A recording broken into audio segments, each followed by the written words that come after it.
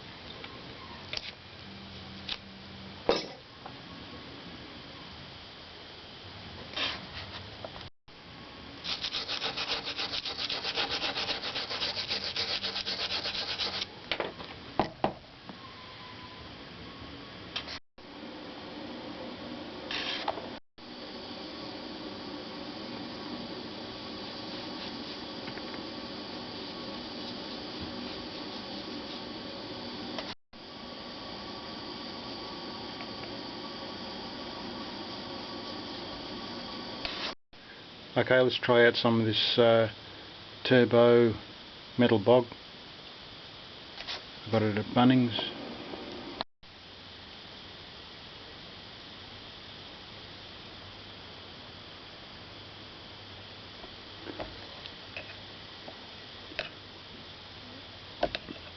It's got a slightly different texture to it. Strandy or stringy.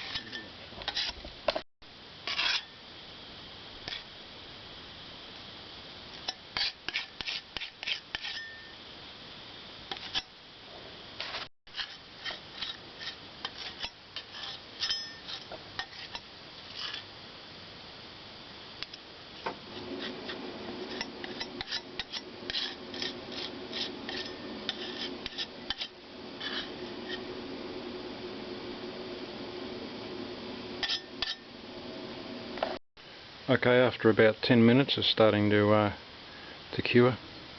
It's slightly stringy or flexible.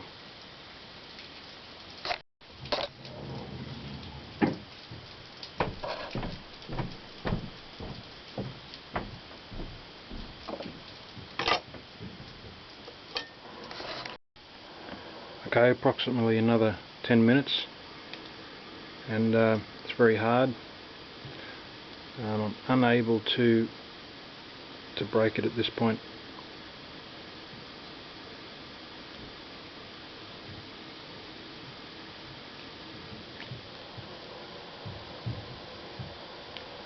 It's fairly strong stuff. With my fingernail I can break away the a bit of the edge.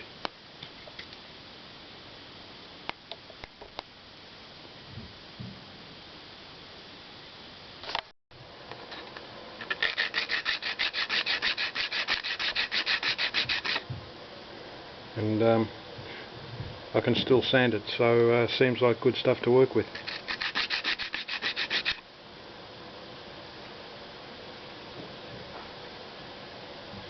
It doesn't seem to bond with the cement sheet all that well. I can break bits off the edge there. Alright, so this is my first try at fiberglass. Just got a mat of it.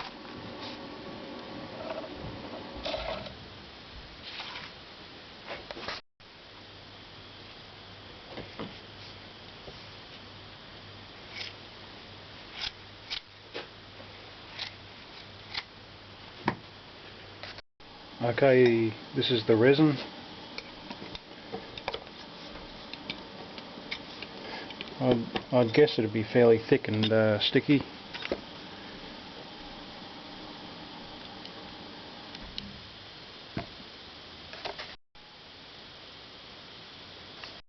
Okay, I'm just going to do a fly-by-night guess.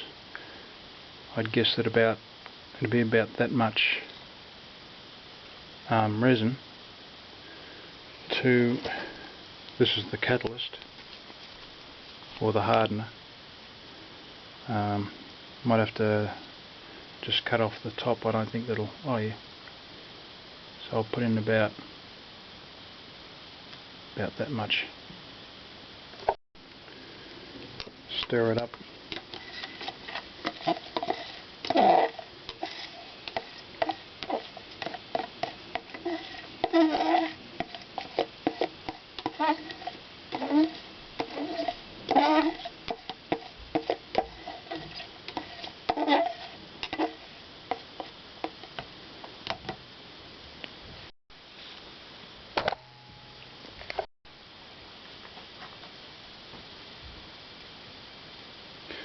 They say to dab it on.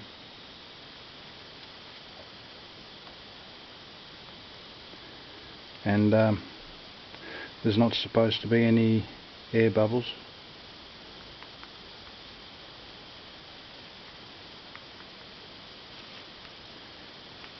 And then put it, turn it around the other way, and apply it to the other side, like so.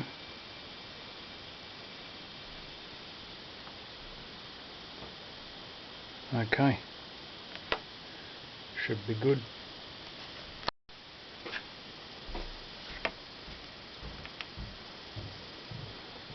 It won't pick up very well. As you can see, the fibres come apart. So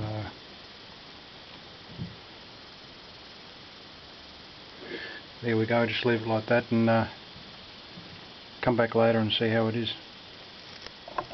You need to get acetone from the hardware shop, and that's how you clean this resin up. It says application: prepare the surface with Digger's acetone, cut the chopped strand mat to the required size and allow an extra centimetre around the edges. It says mix no more resin than what you can use in 30 minutes, so 920 ml or 1 kilogram of resin will do 1 metre squared. Mix resin with catalyst. For 100 ml of resin for a cold day, use 2.5 to 3 ml of catalyst, and 100 ml of resin on a hot day, use 1.5 to 2 ml of catalyst. 1 ml equals 45 drops. It says brush a thick coat of resin onto the surface and then position the fiberglass on top of the wet resin, so turn it upside down. Add another coat of resin, taking care not to displace the fibres. Dab it, do not brush it. Make sure that every part of the fiberglass is wet out thoroughly with no air bubbles. Allow it to saturate and use a roller to squeeze the air out of the fibres.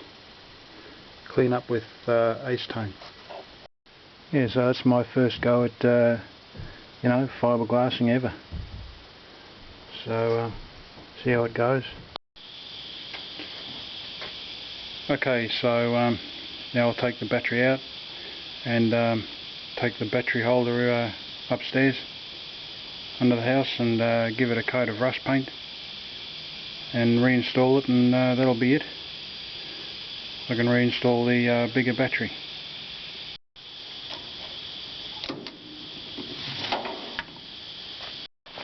Okay, negative cable off first, as always.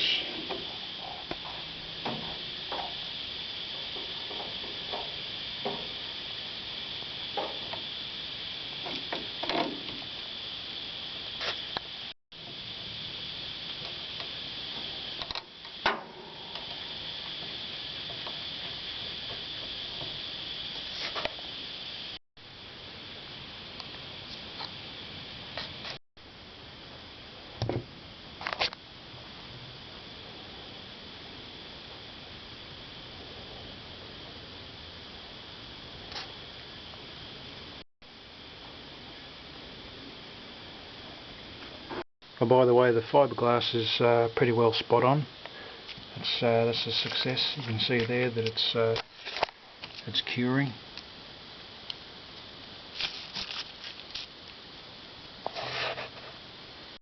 And the rust neutralizer I put on the armrest is neutralising the rust.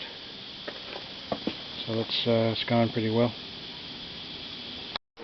Yeah, it's amazing how little time it took this fiberglass to go hard.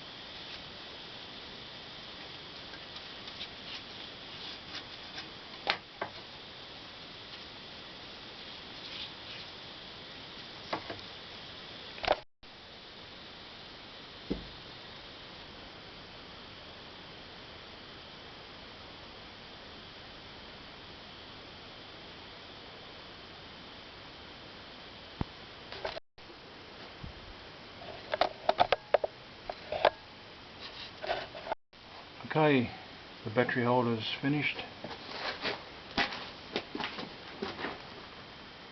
and there shouldn't be any rust on that for many years.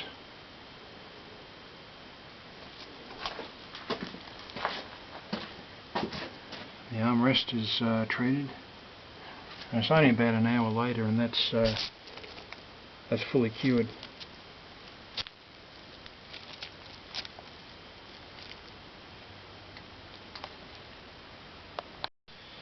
Okay, so the window height regulator has arrived. It's a manual regulator, and the window's down at the moment, but put the window up and it just sits in there, and it attaches here. There's a hole there.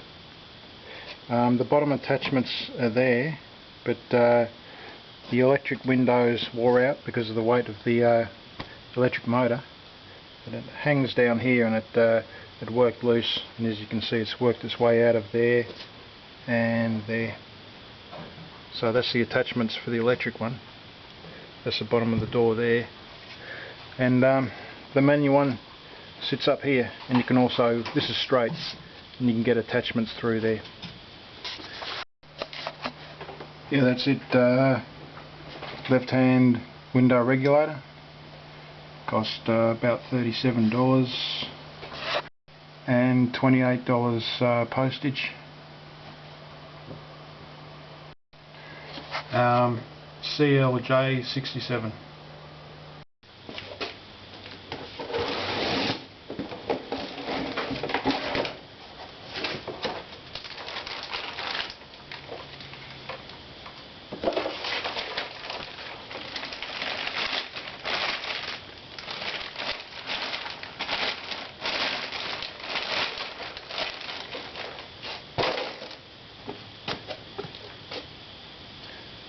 Okay, so the screws don't come with it.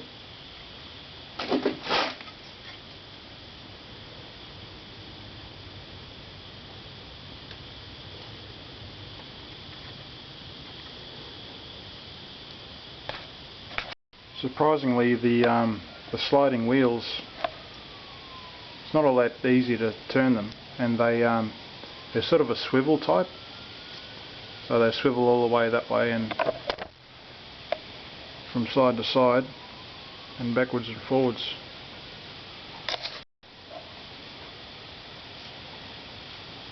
Fairly hard to turn. It's not like their roller ball bearings or anything like that.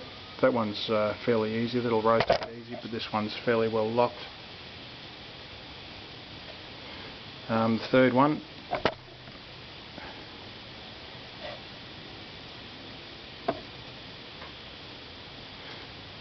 Yeah, I wouldn't have expected them to sort of move around like that, or I thought they'd be fixed and, you know, just turn on a ball bearing race.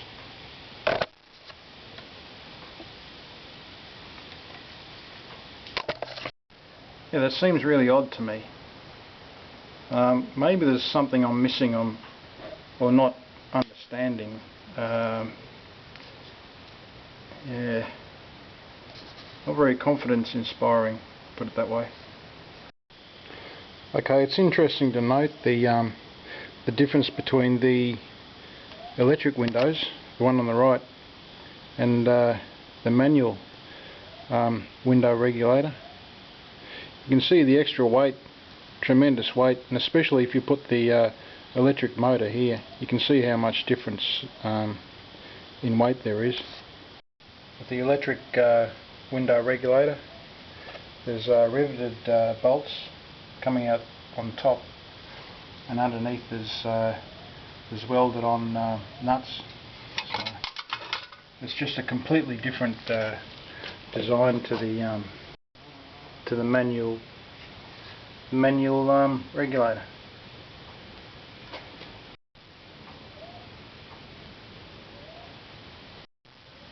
And remember, the motor's not on this one. This is very much lighter. Okay, so for anyone wanting to install a manual window regulator, I'll show you now. The electric window regulator will be a couple of videos ago, or the previous video. So it'll be like Chevy truck, the video Chevy truck 2 or 3 for the electric one. So here's for the manual one. Okay, so looking at the door, underneath the glass you've got a track running underneath the glass there. Might be able to see the glass on top. So that's your top track, and the track below is just this one here. You can see that running through there. So that's it there.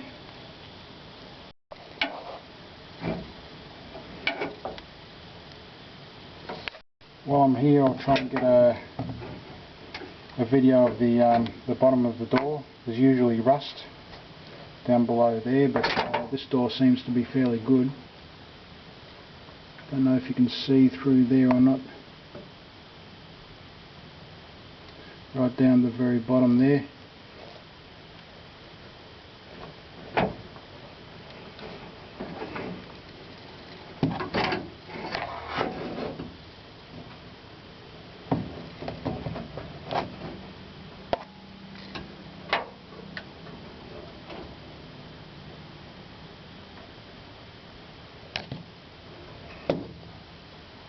Because on the other side of the door, the previous owners put this this bodywork along the bottom there, but there's no rust in the door, and it's the same on the other side.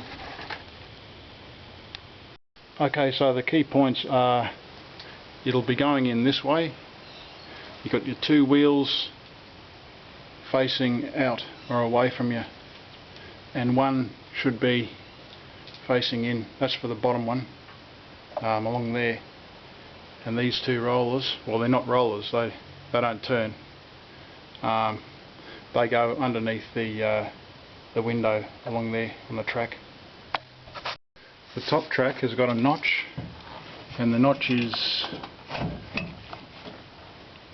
try and give you some perspective, it's just there. So one wheel goes in here because that's open on that side, and the other wheel goes in this notch, it's just there.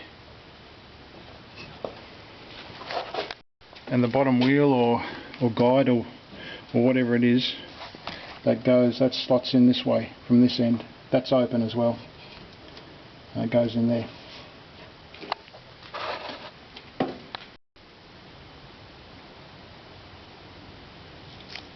The crank handle will come out just there, through that hole.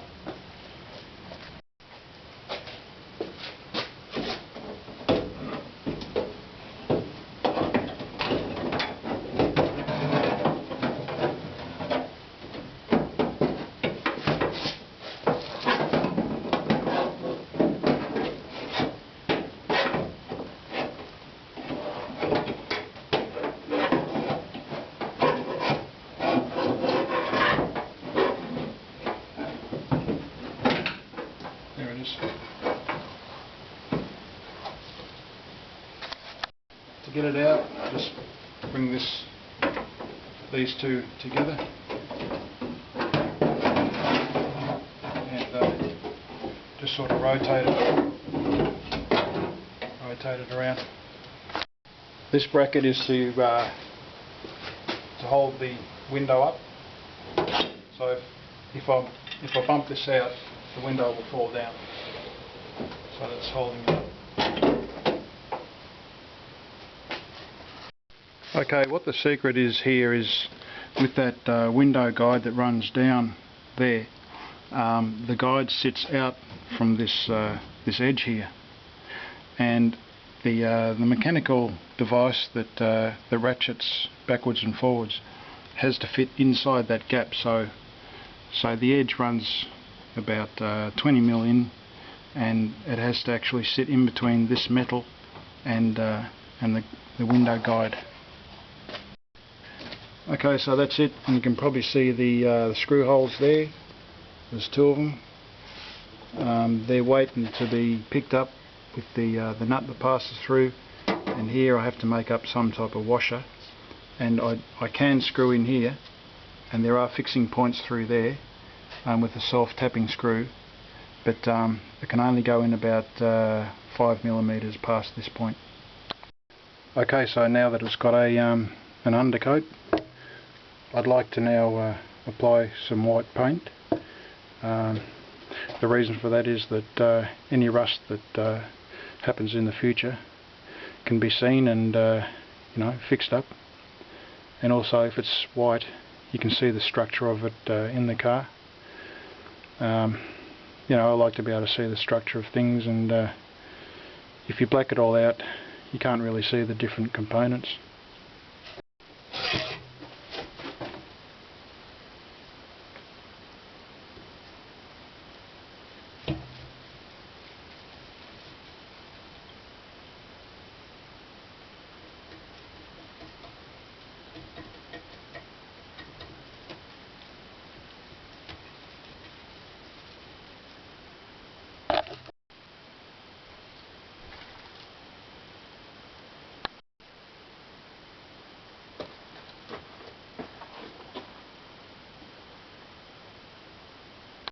Alrighty, I reckon that looks pretty trick.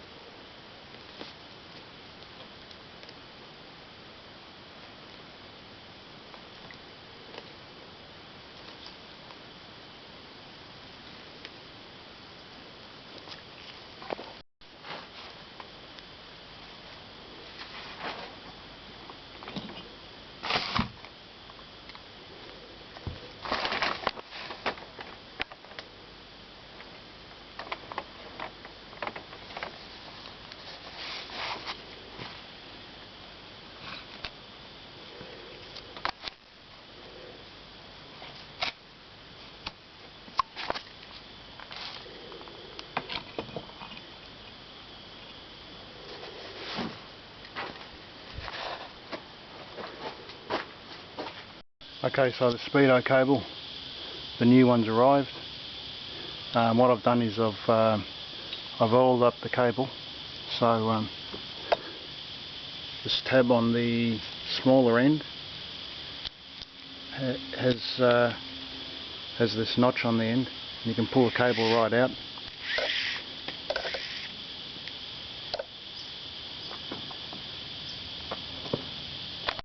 I fed some 2060 oil down here, and I lubed it up just by bringing the middle or the shaft out and in and pushing the oil through.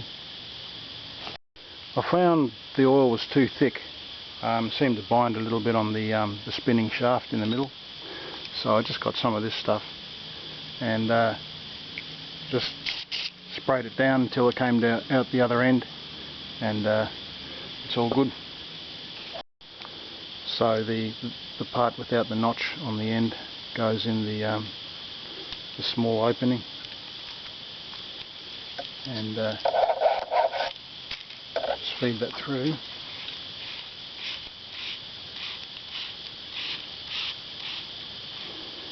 Like so.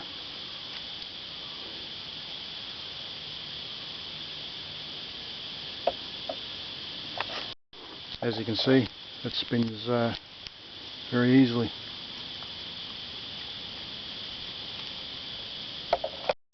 Anyone wondering whether or not you can get a C20 in a normal car garage?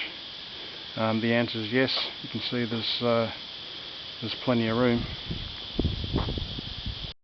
Okay, but first things first, came down here one day and I walked up the steps and I found that I had a great big redback spider on the side of my face. I found that out because I felt something on the side of my face, and I flicked it and it landed on my t-shirt, and it was a big redback spider, so I flicked it on the ground. And just then I had the cable and I saw something jump on it, and it was a small redback spider. So it's time to, I bought some insect bombs last week. Yeah, there's a real redback spider problem, so I'll have to deal with that now.